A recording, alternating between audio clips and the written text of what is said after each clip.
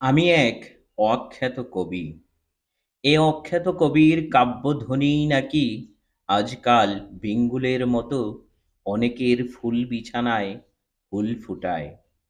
নীল নকশা মুছে দিয়ে রেখাগুলো এলোমেলো করে অনিয়মের ঠুঁটি চিপে ধরে ঘামও ঝরায়।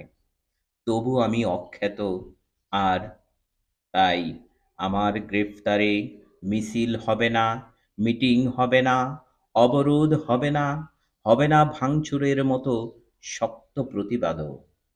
আমার নিঃশর্ত মুক্তির দাবিতে ক্লাস বর্জন হবে না, হবে না অনশন কিংবা মানববন্ধনের মতো অতি দুর্বল কর্মসূচিও।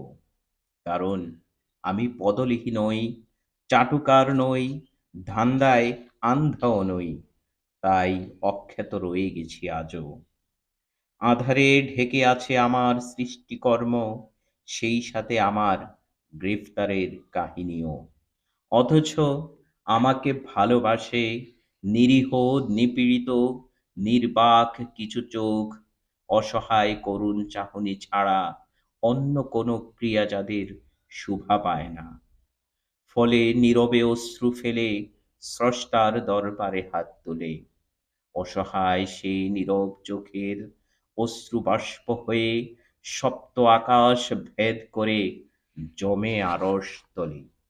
কবিতার নাম অখ্যাত এক কবি।